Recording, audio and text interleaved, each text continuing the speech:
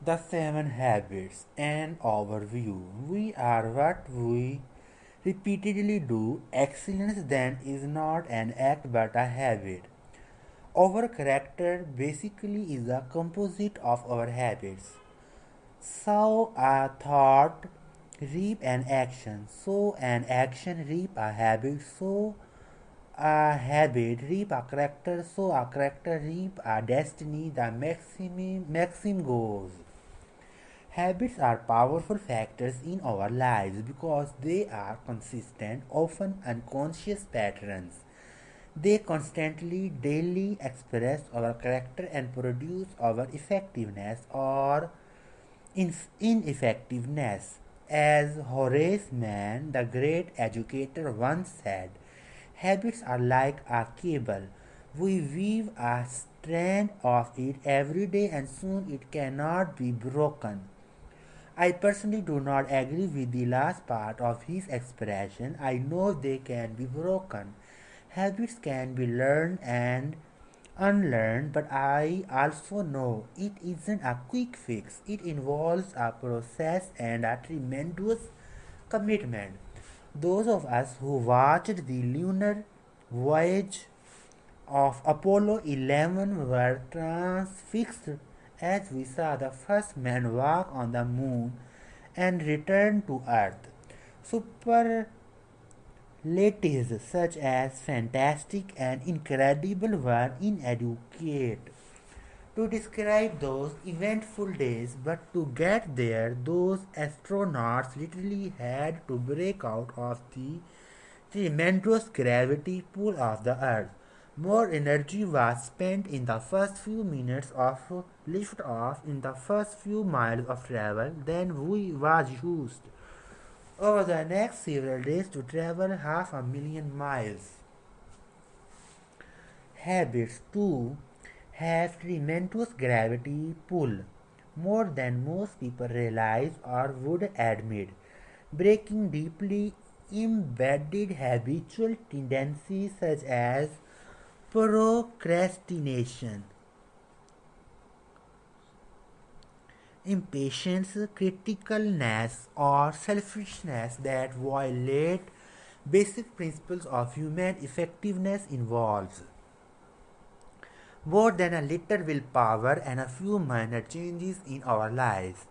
Lift off takes a tremendous effort, but once we break out of the gravity pull, our freedom takes on a whole new dimension. Like any natural force, gravity pull can work with us or against us. The gravity pull of some of our habits may currently be keeping us from going where we want to go, but it is also gravity pull that keeps our world together, that keeps the planets in their orbits, and our universe in order. It is powerful force, and if we use it effectively, we can use the gravity pull of habit to create the cohesiveness and order necessary to establish effectiveness in our lives. Habits defined. For our purposes, we will define a habit as the intersection of knowledge, skill, and desire. Knowledge is the theoretical paradigm to what to do and the why. Skill is the how to do, and desire is the motivation, the want to do. In order to make something a habit in our lives, we have to have all three. I may be ineffective in my interactions with my work associates, my spouse, or my children because I constantly tell them what I think, but I never really listen to them unless I search out correct principles of human interaction. I may not even know I need to listen. Even if I do know that in order to interact effectively with others, I really need to listen to them. I may not have the skill, I may not know how to really listen deeply to another human being. But knowing I need to listen and knowing how to listen is not enough. Unless I want to listen, unless I have the desire, it won't be a habit in my life. Creating a habit requires work in all three dimensions. The being seeing change is an upward process, being changing seeing, which in turn changes being, and so forth as we move in an upward spiral of growth. By working on knowledge, skill, and desire, we can break through to new levels of personal and interpersonal effectiveness as we break with old paradigms that may have been a source of pseudo security for years. It's sometimes a painful process, it's a change that has to be motivated by a higher purpose, by the willingness to subordinate what you think you want now for what you want later. But this process produces happiness, the object and design of our existence. Happiness can be defined in part at least as the fruit of the desire, an ability to sacrifice what we want now for what we want eventually. The majority continuum.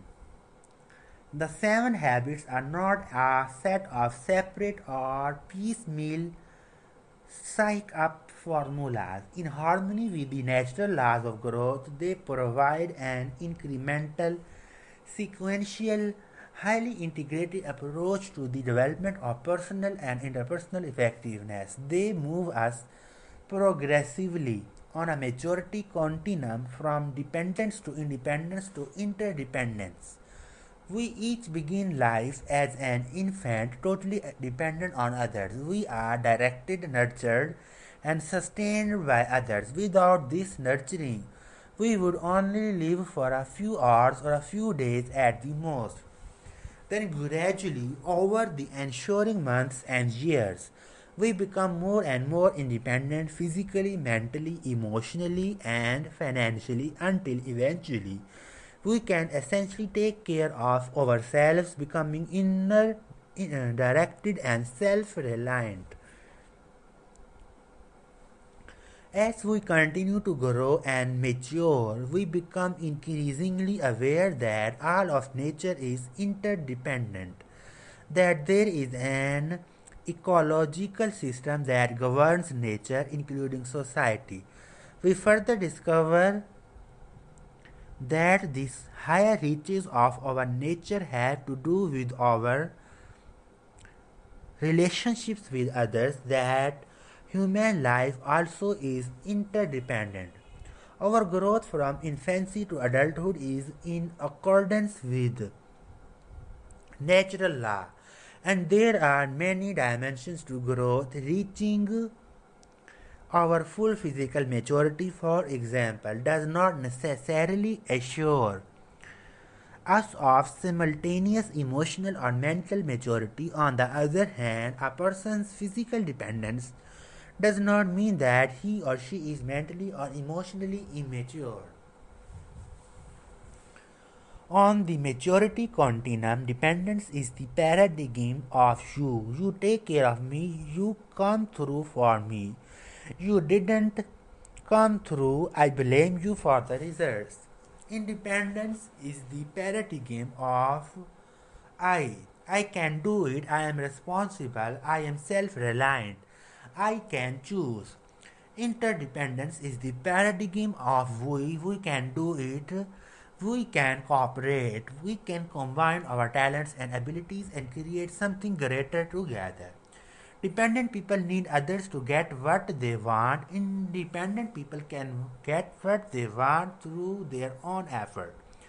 Interdependent people combine their own efforts with the efforts of others to achieve their greatest success.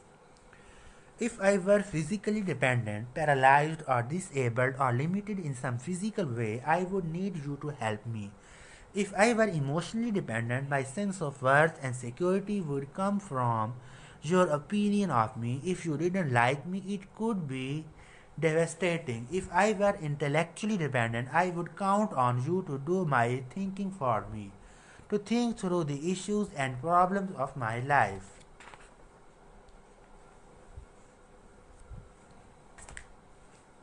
If I were independent physically, I could pretty well make it on my own. Mentally, I could think my own thoughts. I could move from one level of abstraction to another. I could think creatively and analytically and organize and express my thoughts in understandable ways. Emotionally, I would be validated from within. I would be inner directed. My sense of worth would not be a function of being liked or treated well. It's easy to see that independence is much more mature than dependence. Independence is a major achievement and in and of itself. But independence is not supreme. Nevertheless, the current social paradigm enthrones independence. It is the avowed goal of many individuals and social movements. Most of the self improvement material puts independence on a pedestal, as though communication, teamwork, and cooperation were lesser values. But much of our current emphasis on independence is a reaction to dependence, to having others control us, define us, use us, and manipulate us.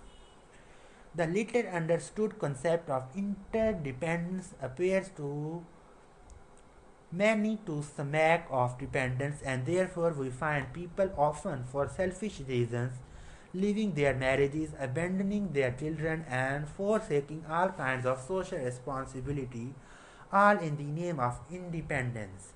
The kind of reaction that results in people throwing off their shackles, becoming liberated, asserting themselves, and doing their own thing often reveals more fundamental dependencies than that cannot be run away from, because they are internal rather than external dependencies, such as letting the weaknesses of other people ruin our emotional lives or feeling victimized by people and events out of our control.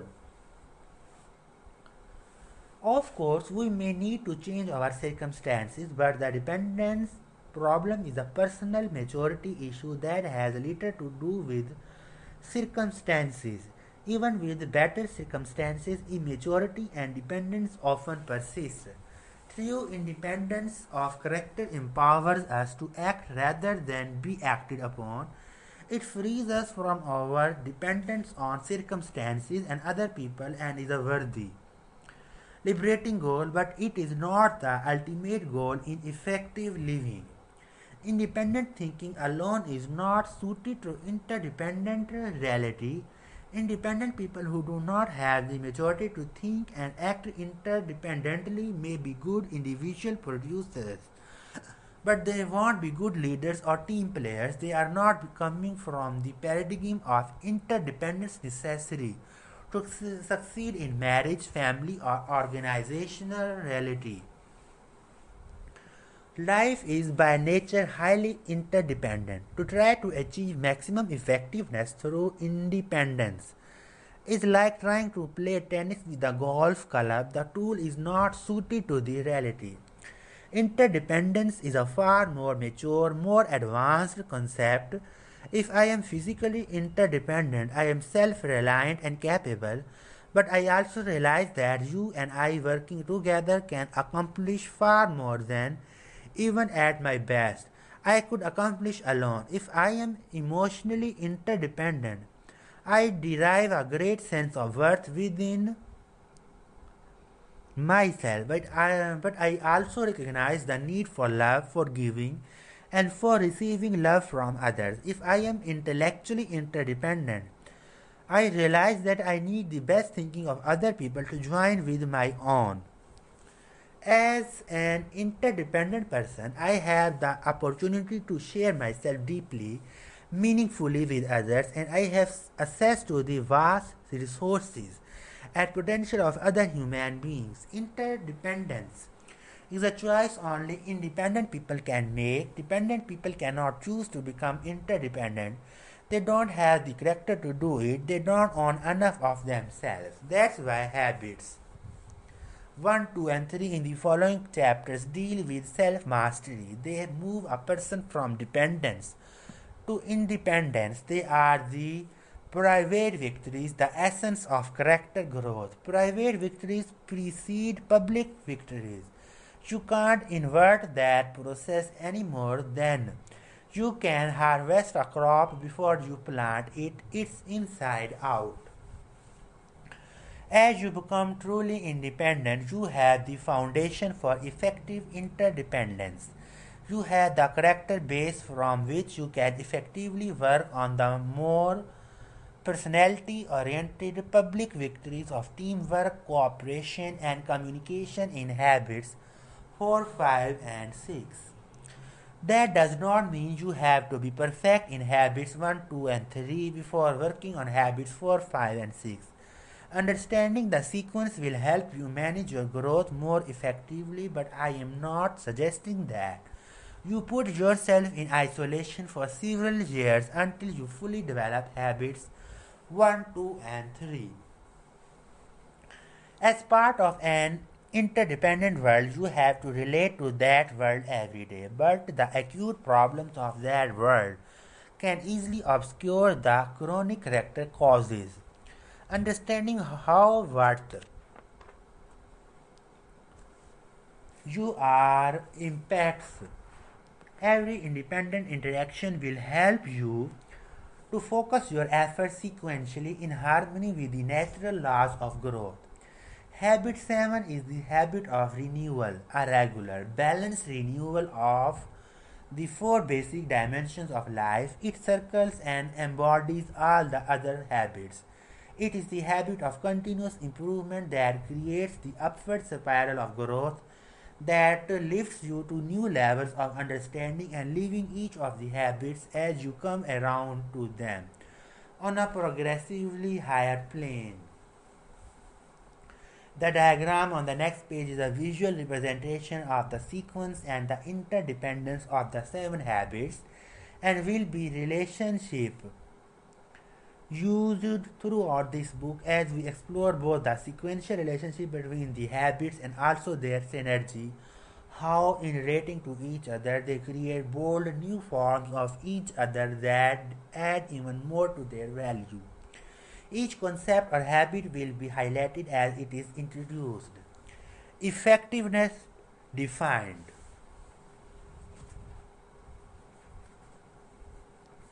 The 7 habits are habits of effectiveness because they are based on principles. They bring the maximum long-term beneficial results possible. They become the basis of a person's character, creating an empowering center of correct maps from which an individual can effectively solve problems, maximize opportunities, and continually learn and integrate other principles in an upward spiral of growth. They are also habits of effectiveness because they are based on a paradigm of effectiveness that is in harmony with the natural law, a principle I call the P over PC balance, which many people break themselves against. This principle can be easily understood by remembering Aesop's fable of the goose and the golden egg. This fable is the story of a poor farmer who one day discovers in the nest of his pet goose a glittering golden egg. At first, he thinks it must be some kind of trick, but as he starts to throw the egg aside, he has second thoughts and takes it into appraised instead. The egg is pure gold. The farmer can't believe this good fortune. He becomes even more incredulous the following day when the experience is repeated. Day after day, he awakens to rush to the nest and find another golden egg. He becomes fabulously wealthy, and it all seems too good to be true. But with his increasing wealth comes greed and impatience. Unable to wait day after day for the golden eggs, the farmer decides he will kill the goose and get them all at once. But when he opens the goose, he finds it's empty. There are no golden eggs, and now there is no way to get any more. The farmer has destroyed the goose that produced them. I suggested that within this fable is a natural law, a principle, the basic definition of effectiveness. Most people see effectiveness from the golden egg paradigm. The more you produce, the more you do, the more effective you are. But as the story shows, true effectiveness is a function of two things. What is produced, the golden eggs, and the producing acid of or capacity to produce, the goose. If you adopt a pattern of life that focuses on golden eggs and neglects the goose, you will soon be without the acid that produces golden eggs. On the other hand, if you only take care of the goose with no aim toward the golden eggs, you soon won't have the wherewithal to feed yourself or the goose. Effectiveness lies in the balance, what I call the P over PC balance. P stands for production of desired results, the golden eggs. PC stands for production capability, the ability or acid that produces the golden eggs. Three kinds of acids. Basically, there are three kinds of acids: physical, financial, and human. Let's look at each one in turn.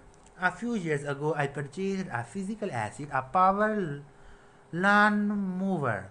I used it over and over again without doing anything to maintain it. The mower worked well for 2 seasons, but then it began to break down. Then I tried to revive it with service and sharpening. I discovered the engine had lost over half its original power capacity. It was essentially worthless.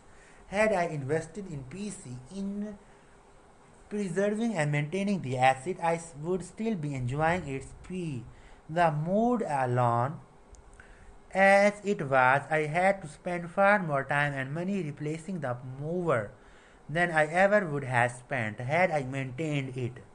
It simply wasn't effective. In our quest for short term returns or results, we often ruin a prized physical asset, a car, a computer, a washer or dryer, even our body or our environment. Keeping P and PC in balance makes a tremendous difference in the effective use of physical assets. It also powerfully impacts the effective use of financial assets. How often do people confuse principle with interest? Have you ever invaded principle to increase your standard of living to get more golden eggs? The decreasing principle has decreasing power to produce interest or income, and the dwindling capital becomes smaller and smaller until no longer supplies even basic needs. Our most important financial asset is our own capacity to earn. If we don't continually invest in improving our own PC, we severely limit our options. We are locked into our present situation, running scared of our corporation or our boss' opinion of us. Economically dependent and defensive, again, it simply isn't effective. In the human area, the P over PC balance is equally fundamental but even more important because people control physical and financial assets. When two people in a marriage are more concerned about getting the golden eggs, the benefits, than they are in preserving the relationship that makes them possible, they often become insensitive and inconsiderate, neglecting the little kindness and courtesies so important to a deep relationship. They begin to use control levers to manipulate each other, to focus on their own needs, to justify their own position, and look for evidence to show the wrongness of the other person. The love, the richness, the softness, and spontaneity begin to deteriorate. The goose gets sicker day by day. And what about a parent's relationship with a child? When children are little, they are very dependent, very vulnerable. It becomes so easy to neglect the PC work, the training, the communicating, the relating, the listening. It's easy to take advantage, to manipulate, to get what you want the way you want it right now. You are bigger, you are smarter, And you are right, so why not just tell them what to do if necessary? Yell at them, intimidate them, insist on our way. Or you can indulge them, you can go for the golden egg of popularity, of pleasing them, giving them their way all the time. Then they grow up without any internal sense of standards or expectations, without a personal commitment to being disciplined or responsible. Either way, authoritarian or permissive, you have the golden egg mentality. You want to have your way or you want to be liked, but what happens? Meantime, to the goose, what sense of responsibility, of self discipline, of confidence in the ability to make good choices or achieve important goals is a child going to have a few years down the road? And what about your relationship when he reaches those critical teenage years? The identity crisis. Will he know from his experience with you that you will listen without judging? That you really deeply care about him as a person, that you can be trusted no matter what? Will the relationship be strong enough for you to reach him, to communicate with him, to influence him? Suppose you want your daughter to have a clean room, that's P production, the golden egg, and suppose you want her to clean it, that's PC production capability. Your daughter is the goose, the acid that produces the golden egg. If you have P and PC in balance, she cleans the room cheerfully without being reminded because she is committed and she has the discipline to stay with the commitment. She is a valuable asset, a goose that can produce golden eggs. But if your paradigm is focused on production, on getting the room clean, you might find yourself nagging her to do it. You might even escalate your efforts to threatening or yelling, and in your desire to get the golden egg, you determine the health and welfare of the goose.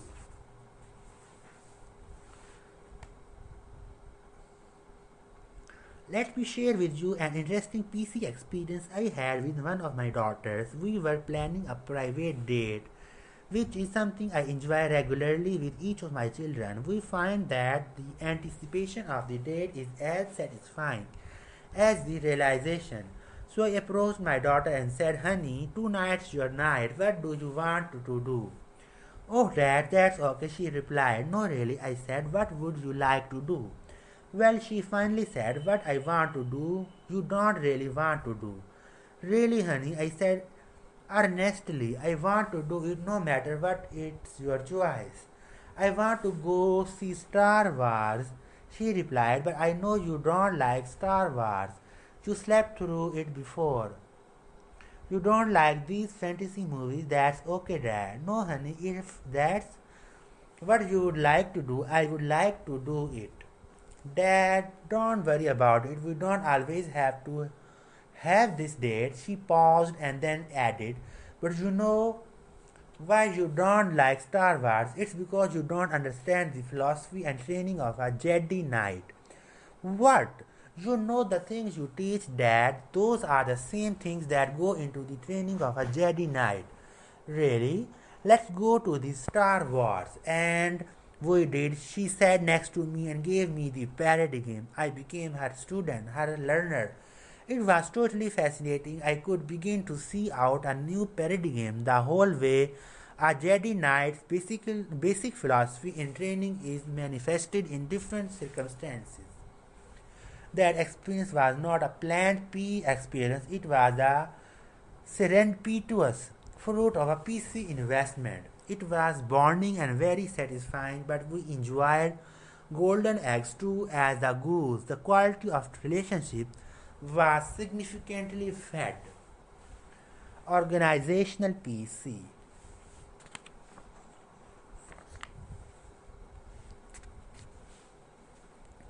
One of the immensely valuable aspects of any correct principle is that it is valid and applicable in a wide variety of circumstances. Throughout this book, I would like to share with you some of the ways in which these principles apply to organizations, including families as well as to individuals. When people fail to respect the P over PC balance in their use of physical assets in organizations, they decrease organizational effectiveness and often leave others with dying geese. For example, a person in charge of a physical asset such as a machine may be eager to make a good impression on his supervisors. Perhaps the company is in a rapid growth stage and promotions are coming fast, so he produces at optimum levels, no downtime, no maintenance. He runs the machine day and night. The production is phenomenal. Costs are down and profits skyrocket. Within a short time, he is promoted golden eggs. But suppose you are his successor on the job, you inherit a very sick goose. A machine that by this time is rusted and starts to break down. You have to invest heavily in downtime and maintenance. Costs skyrocket, profits nose drive. And who gets blamed for the loss of golden eggs? You do, your predecessor. Liquidated the asset, but the accounting system only reported unit production costs and profit.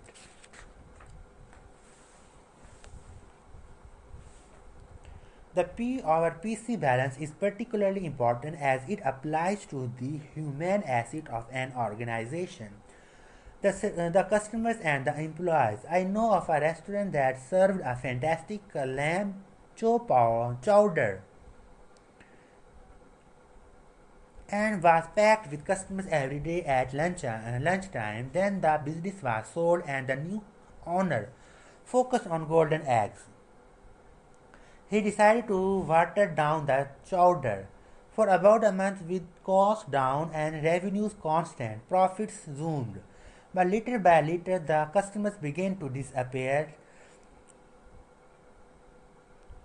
Trust was gone and business dwindled to almost nothing. The new owner tried desperately to reclaim it, but he had neglected the customers, violated their trust, and lost the asset of customer loyalty.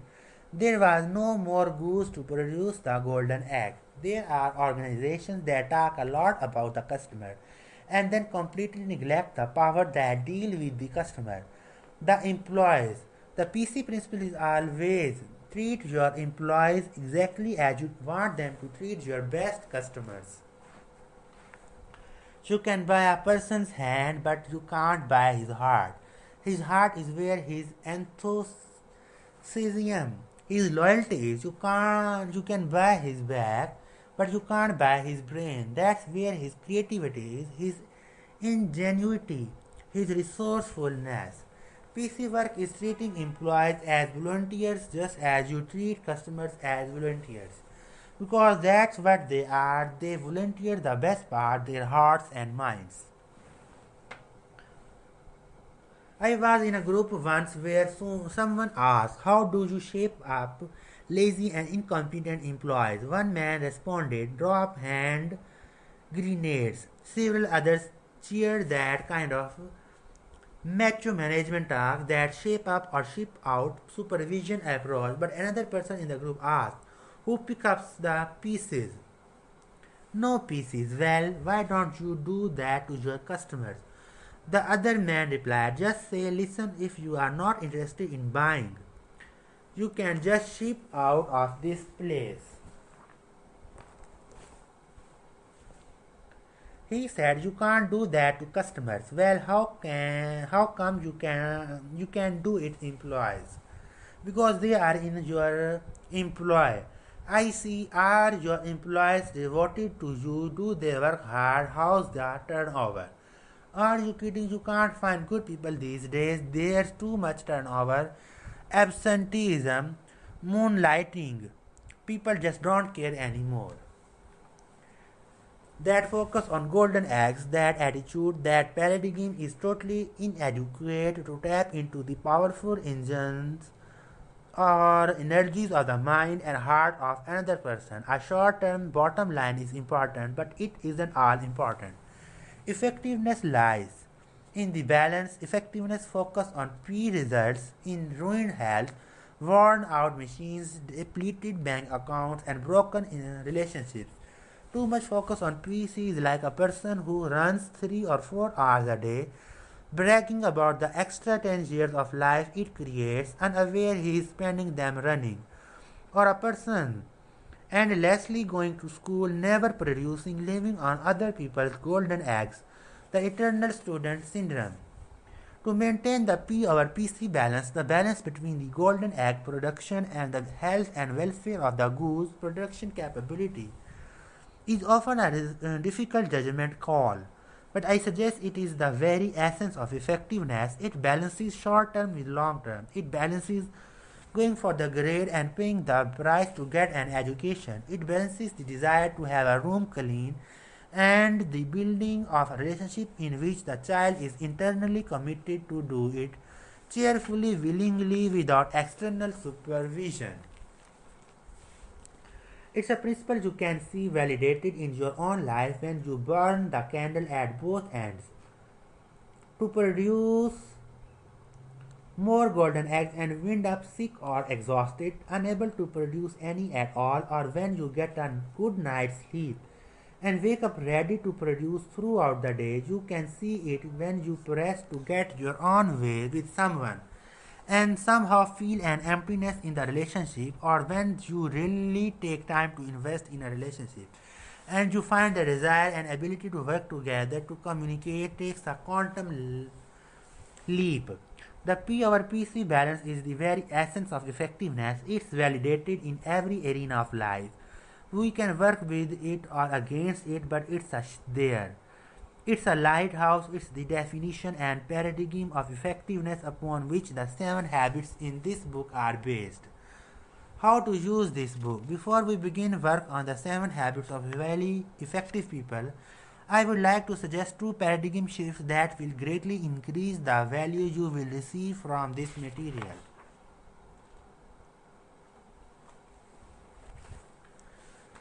First, I would recommend that you not see this material as a book in the essence that it is something to read once and put on a shelf. You may choose to read it completely through once for a sense of the whole, but the material is designed to be a companion in the continual process of change and growth. It is organized incrementally and with suggestions for application at the end of each habit so that you can study and focus on any particular habit as you are ready. As you progress to deeper levels of understanding and implementations, you can go back time and again to the principles contained in each habit and work to expand your knowledge, skill, and desire. Second, I would suggest that you shift your paradigm of your own involvement in this material from the role of learner to that of teacher. Take an inside out approach and read with the purpose in mind of sharing or discussing what you learned with someone else within 48 hours after you learn it. If you had known, for example, that you would be teaching the material on the P over PC balance principle to someone else within 48 hours, would it have made a difference in your reading experience? Try it now as you read the final section in this chapter. Read as though you are going to teach it to your spouse, your child, a business associate, or a friend today or tomorrow, while it is still fresh, and notice the difference in your mental and emotional guidance. I guarantee that if you approach the material in each of the following chapters in this way, you will not only better and remember what you read, but your perspective will be expanded, your understanding deepened, and your motivation to apply the material increased.